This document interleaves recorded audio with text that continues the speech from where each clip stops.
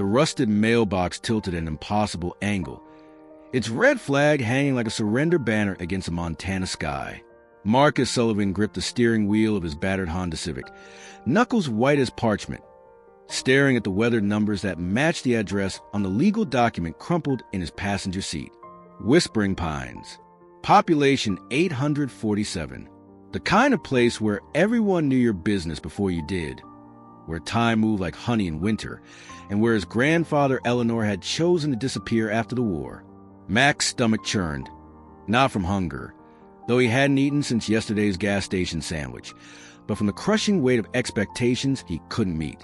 3 months behind on rent. Credit cards maxed. The VA disability checks barely covering his medication, so the shrapnel still embedded near his spine. Souvenirs from that roadside bomb outside Canar that had ended his military career and begun his descent into this financial abyss.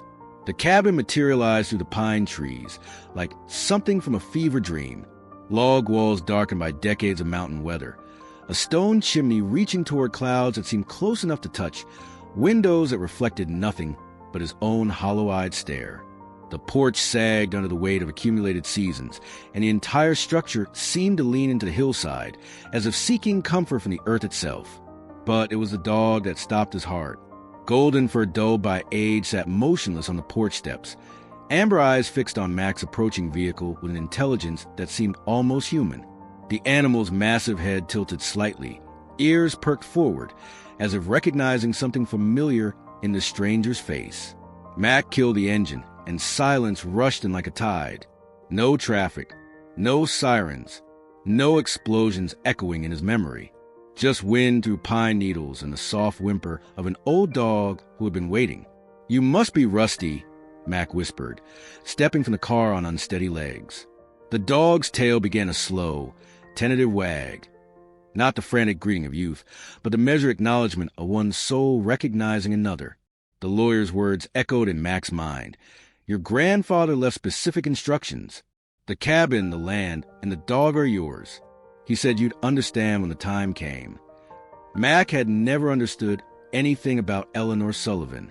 The man had been a ghost story, a collection of whispered family legends about medals earned and battles fought, about a grandfather who had vanished into the mountains after Mac's father died, leaving behind only Christmas cards with no return address and birthday checks that stopped coming when Mac turned 18. Now, approaching the porch where Rusty waited with infinite patience, Mac felt the first stirring of something he'd forgotten how to feel. Hope. The key turned easily in the lock, as if the cabin had been expecting him. Inside, dust motes danced in shaft of afternoon sunlight, and the air carried scented with smoke and something else. Leather, gun oil, and the indefinable smell of a life fully lived. Rusty padded inside behind him, nails clicking on hardwood floors worn smooth by decades of footsteps. The dog moved with purpose, leading Mac through rooms that felt like stepping into someone else's memories. The living room held a stone fireplace large enough to stand in, its mantel crowded with photographs Mac had never seen. Eleanor in uniform, young and serious. Eleanor with a woman Mac didn't recognize, both of them laughing at some long-forgotten joke. Eleanor in later years, always with Rusty at his side, both of them growing older together in a series of snapshots that told the story of a solitary life made less lonely by canine companionship. "He really loved you, didn't he, boy?" Mac murmured, running his fingers through Rusty's thick coat. The dog leaned into the touch, eyes closed with contentment that spoke of a soul starved for human connection. The kitchen held surprises. A refrigerator stocked with fresh food, as if someone had known Mac was coming. A note on the counter in Eleanor's spidery handwriting. "Welcome home, grandson. Rusty knows where everything is. Trust him. Trust yourself. The answers you're looking for are here, but you'll have to earn them. Grandpa." Mac's hands trembled as he read the words. Earn them? He'd earned nothing but failure since leaving the army. Earned debt. Earned sleepless nights. Earned a hollow look in his own eyes that stared back from every mirror. But Rusty was watching him with those knowing amber eyes, and something in the dog's steady gaze suggested that perhaps earning wasn't always about deserving. The first night in the cabin, Mac lay on Eleanor's old bed listening to sounds he'd forgotten existed. No traffic humming beyond thin apartment walls. No neighbors arguing through paper-thin partitions. Just wind in the pines and the soft breathing of Rusty, who had claimed the rug beside the bed as if he'd been waiting 12 years for Mac to arrive. Sleep came easier than it had in months, dreamless and deep, until Rusty's low whine pulled him back to consciousness. The dog stood at the bedroom window, hackles raised, staring into darkness that seemed to press against the glass like a living thing. "What is it, boy?" Mac whispered, joining Rusty at the window. Outside, moonlight painted the forest in silver and shadow, but Mac saw nothing that warranted the dog's obvious distress. Then he heard it, a sound like metal scraping against stone, rhythmic and deliberate. It came from somewhere behind the cabin, beyond the reach of the porch light Eleanor had apparently left burning for his arrival. Mac's military training kicked in automatically. He moved through the cabin with practiced silence, checking locks, assessing sight lines, cataloging potential weapons. The baseball bat leaning against the kitchen door would have to suffice. His service pistol had been sold a month ago to pay for groceries. Rusty followed close behind, no longer whining but alert, ears swiveling to track sounds Mac's damaged hearing couldn't detect. The dog's behavior suggested familiarity rather than fear. This was an intruder, but something Rusty recognized. The scraping sound continued, steady as a heartbeat, coming from the direction of what appeared to be a tool shed about 50 yards behind the main cabin. Mac eased the back door open, grateful when the hinges moved without protest. Eleanor had maintained this place well, even in his final years. Moonlight revealed a path worn smooth by countless footsteps, leading through a grove of aspen trees whose leaves whispered secrets in the mountain breeze. Rusty trotted ahead confidently, tail wagging now, as if this midnight expedition was routine. The tool shed stood partially hidden behind a screen of pine boughs, its weathered siding nearly invisible in the darkness. But light leaked from beneath the door, not electric light, but the warm, flickering glow of kerosene or candles. Mac's grip tightened on the baseball bat. Someone was in there, had been in there, working by lamplight while he slept. His mind raced through possibilities. Squatters, thieves, maybe some local who'd been using Eleanor's property and didn't know about the inheritance. But Rusty showed no signs of aggression. Instead, the dog sat beside the shed door and looked back at Mac expectantly, as if waiting for him to understand something obvious. The scraping sound stopped. In the sudden silence, Mac heard his own heartbeat, the whisper wind through pine needles, and something else, a voice, barely audible, speaking words he couldn't quite make out. He approached the shed door, baseball bat raised, and pressed his ear to the weathered wood. The voice was clearer now, though still muffled, an elderly man, speaking in measured tones as if reading aloud. "And the Lord said unto Moses, Take off your sandals, for the place where you are standing is holy ground." Mac's blood chilled. He knew that voice, not from recent memory, but from somewhere deep in his childhood, a voice that had once read in bedtime stories over crackling phone lines during his father's deployments. Eleanor. But that was impossible. The lawyer had been clear. His grandfather had died 3 weeks ago. Mac had missed the funeral, hadn't even known about it until the inheritance papers arrived. The voice continued. "Sometimes, Marcus, the ground beneath our feet holds more than dirt and stone. Sometimes it holds the weight of all our yesterdays, waiting for the right moment to reveal itself." Mac's hands shook so violently he nearly dropped the bat. The voice was addressing him directly now, speaking his name with the same gentle authority he remembered from childhood phone calls. Rusty whined softly and pawed at the door. The dog's behavior made no sense unless. Mac reached for the door handle with trembling fingers. The wood was warm to the touch, as if heated from within. He turned the handle slowly, expecting resistance, but the door swung open easily. The shed was empty. No elderly man sat reading by lamplight. No intruder worked by candle flame. The space contained only what one would expect. Garden tools hanging from wall hooks, bags of fertilizer stacked in corners, coils of rope and extension cords draped over sawhorses. But in the center of the dirt floor, a kerosene lantern burned with steady flame, casting dancing shadows on the walls. Beside it lay an open book, a leather-bound Bible, its pages yellowed with age and use. Mac stepped inside, Rusty close behind. The air smelled of kerosene and something else. Pipe tobacco, the same blend Eleanor had smoked during Mac's childhood visits before his father's death, had severed all family connections. The Bible lay open to Exodus, chapter 3. Someone had underlined verses in fading ink, and in the margins, Eleanor's familiar handwriting offered commentary. Holy ground isn't always a mountain or a church. Sometimes it's just a place where we finally stop running from ourselves. Mac knelt beside the book, his knees sinking into the soft earth. Rusty settled beside him, the dog's warm bulk a comfort against the strangeness of the moment. "Grandpa," Mac whispered to the empty shed. "Are you?" The lantern flame flickered, but didn't die. In the wavering light, Mac noticed something he'd missed before. The dirt floor beneath the Bible showed signs of recent disturbance. Someone had been digging here, not deep, but enough to loosen the packed earth. Rusty began to paw at the disturbed soil, whining softly. The dog's actions were deliberate, purposeful, as if he'd done this before. "What is it, boy? What's down there?" Mac set aside the baseball bat and began to dig with his hands, following Rusty's lead.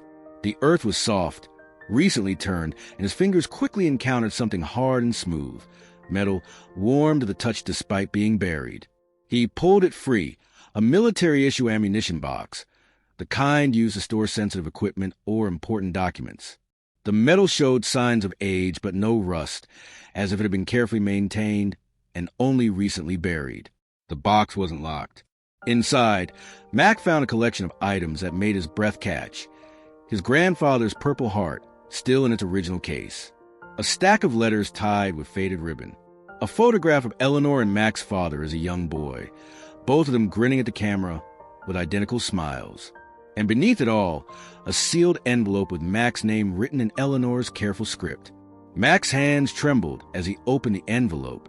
Inside, a single sheet of paper covered in his grandfather's handwriting. Asterisk, "My dear grandson, if you're reading this, then Rusty has done his job. That old dog has been helping me prepare for your arrival since the day I got the diagnosis. Cancer, the doctor said. 6 months, maybe less, but I knew I had work to finish first. Asterisk, you're probably wondering about the voice you heard, about finding the shed lit and ready. Don't question miracles, Marcus. Sometimes the dead find ways to speak when the living need to hear them most. Or maybe it was just an old man's final trick, a timer, and a recording device hidden where you'd never think to look. Does it matter which? What matters is this. You're here and you're ready to listen. Rusty has been my partner in this for months, learning the routine, understanding what needed to be done. That dog is smarter than most people I've known, and he's been waiting for you longer than you realize. The real treasure isn't in this box, son. This is just the beginning. Rusty knows where to go next, but you'll have to trust him completely. More importantly, you'll have to trust yourself. Your father will be proud of the man you become, even if you can't see it yet. Especially because you can't see it yet. The best men I've known in war and peace were the ones who questioned their own worth. Follow Rusty. Listen to what he shows you. And remember, sometimes the greatest fortunes are buried not in the ground, but in the courage to keep digging when everything tells you to stop. With love and faith in your future, Grandpa Eleanor. P.S. Check the loose floorboard under the kitchen table. You'll need what's there for tomorrow's work. Asterisk. Mac read the letter 3 times before the words fully penetrated.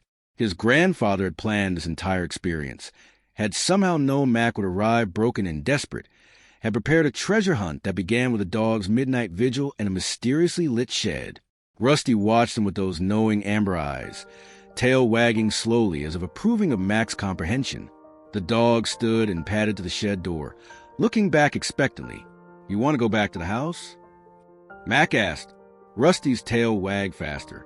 Mac carefully repacked the ammunition box, extinguished the lantern, and followed Rusty back to the moonlit forest. The dog moved with purpose, occasionally looking back to ensure Mac was following, leading him not to back door they'd exited through, but around the front porch where the strange night had begun. Inside the cabin, Mac went straight to the kitchen table, a sturdy oak piece that had probably been handmade decades ago. He knelt and ran his fingers along the floorboards beneath it. searching for the loose board Eleanor had mentioned. Rusty sat beside him, occasionally nudging Mac's elbow when his search moved away from the correct area. The dog's guidance proved invaluable. Within minutes, Mac found a board that shifted slightly under pressure. Prying it up with a butter knife from the kitchen drawer, Mac discovered a shallow space beneath, just large enough to hold a canvas tool roll tied with leather cord. Inside the roll, a collection of metal-detecting equipment, maps of the surrounding property marked with cryptic symbols, and a small notebook filled with Eleanor's observations. The notebook's first entry was dated 6 months ago. Diagnosis confirmed today. 6 months. Dr. Peterson says, maybe less if I'm unlucky, maybe more if I'm stubborn. Time to prepare for Marcus. Rusty understands more than people give him credit for. Started training him today on the routes, the signals, the hiding places. That boy will need guidance when he gets here, and I won't be around to give it. Subsequent entries detailed a methodical preparation. Eleanor had spent his final months creating an elaborate treasure hunt, using Rusty as both partner and eventual guide.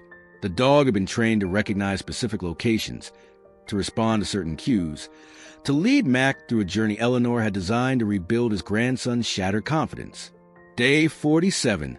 Rusty mastered the shed routine today. Timer works perfectly. Kerosene lantern ignites at 11:30 p.m. Recording device activates 30 seconds later.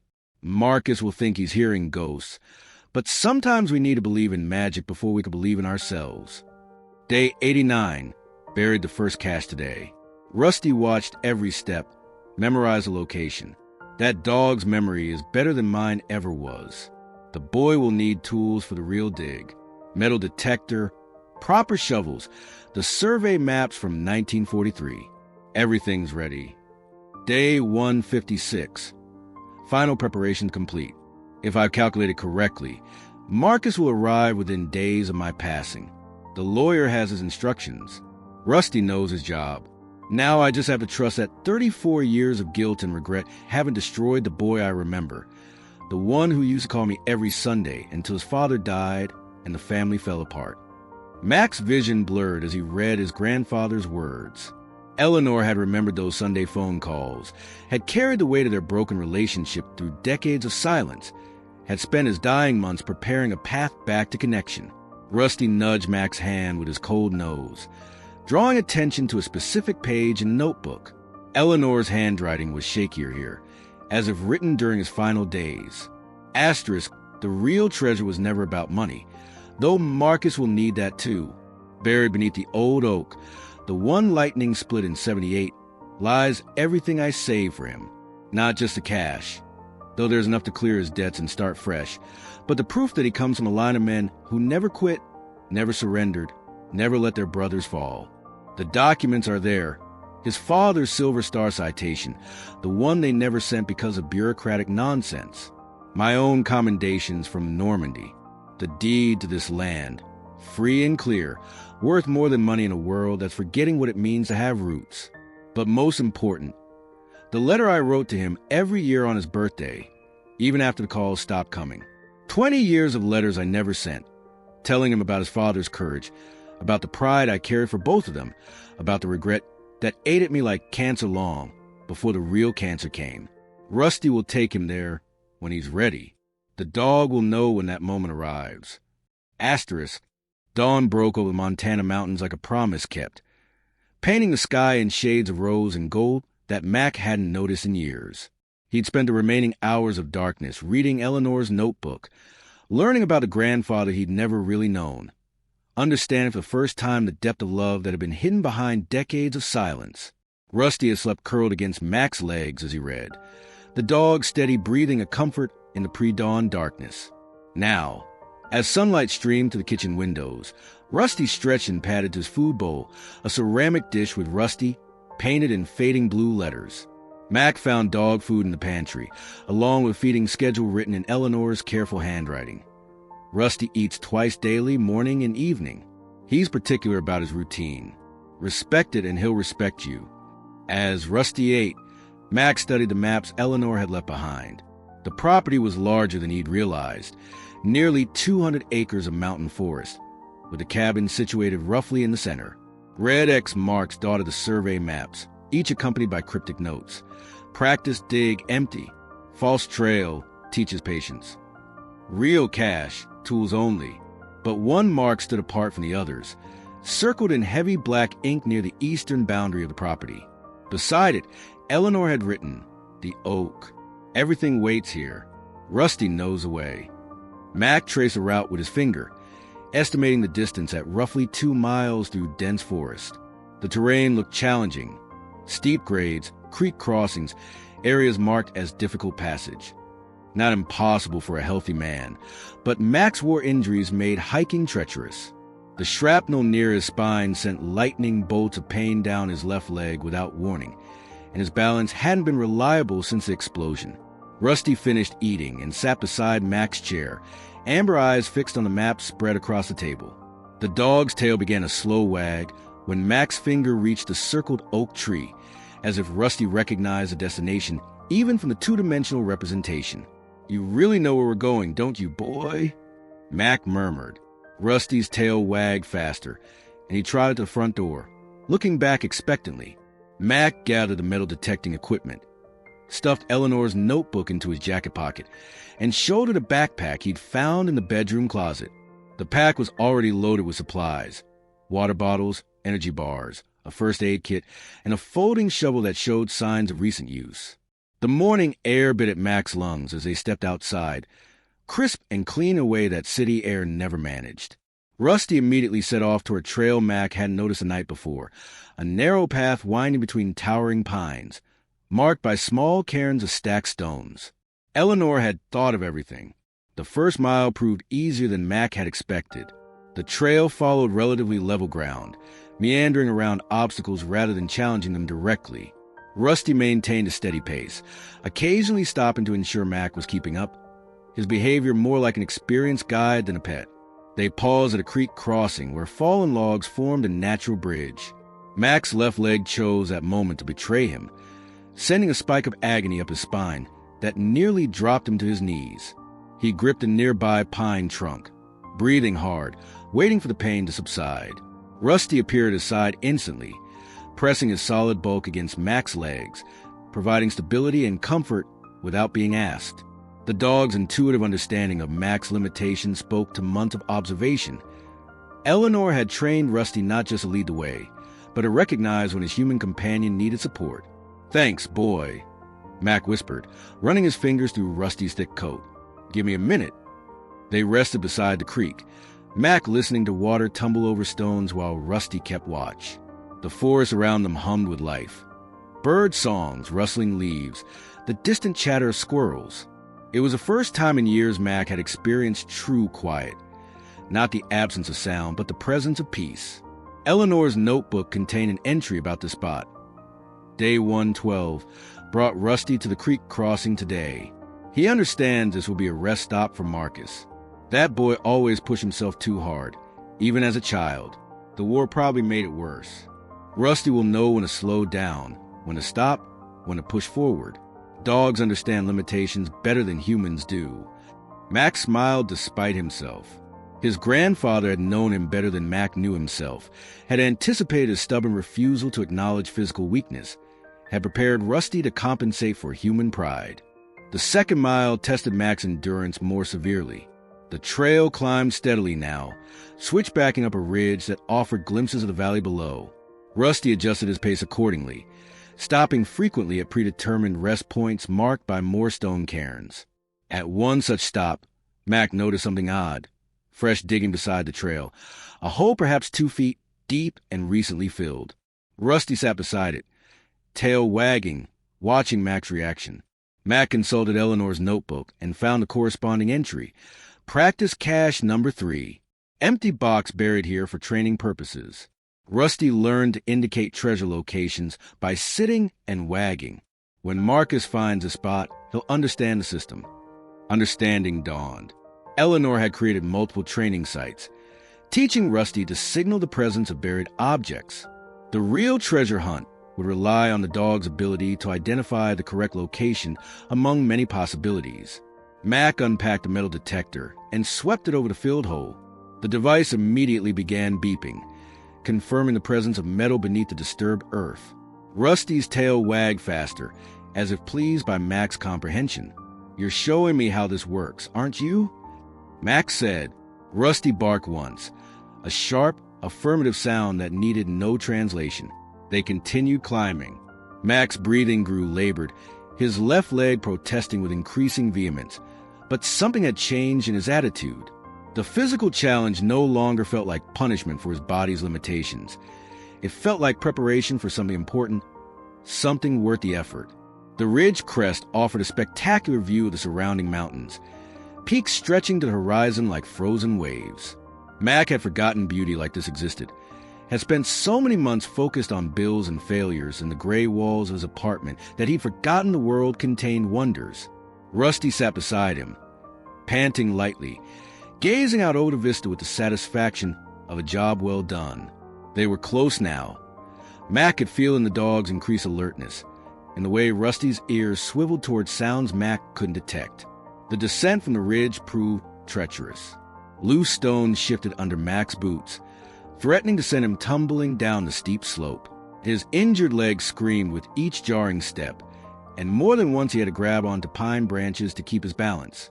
Rusty seemed to understand the danger.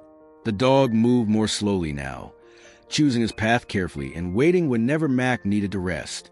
At the steepest sections, Rusty would position himself downhill from Mac, ready to provide a brace if needed. Halfway down the slope, Mac's left leg finally gave out completely.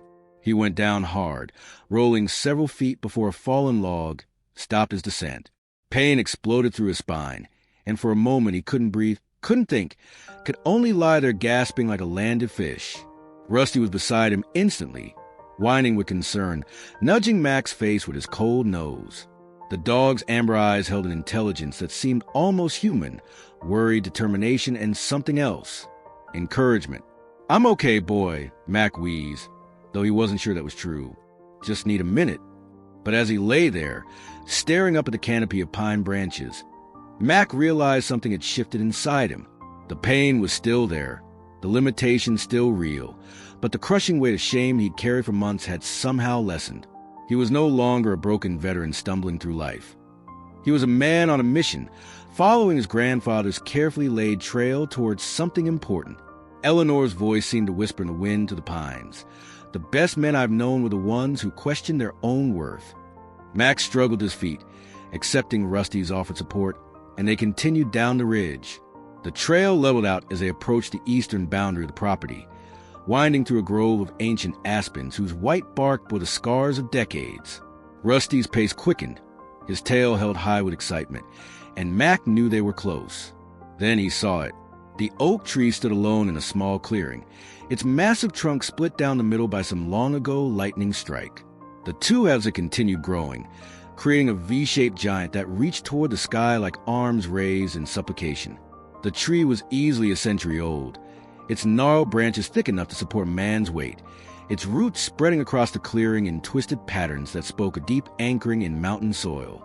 Rusty ran ahead, circling the base of the tree with obvious excitement, occasionally stopping to paw at specific spots in the root system.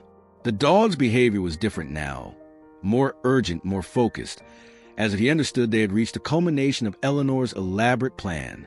Mac approached the tree slowly, almost reverently. This was holy ground, in Eleanor's words, not because of any religious significance, but because it held the weight of family history, of love expressed through careful preparation, of a grandfather's final gift to a grandson he'd never stopped believing in. The metal detector began beeping before Mac had even turned it on. The electromagnetic pulse was so strong it overwhelmed the detector's speakers, creating a continuous wail that echoed through the clearing. Mac's hands trembled as he adjusted the sensitivity settings, but the signal remained constant. Something massive lay buried beneath the ancient oak's root system.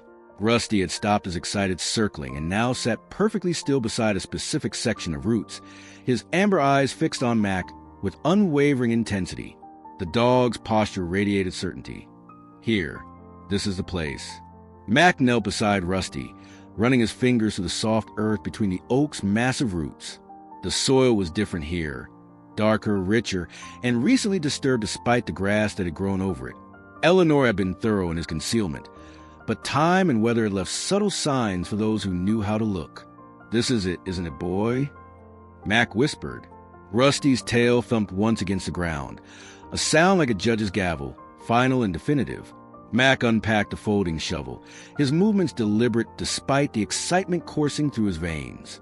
Eleanor's notebook had been specific about the depth. 4 feet down, no more, no less.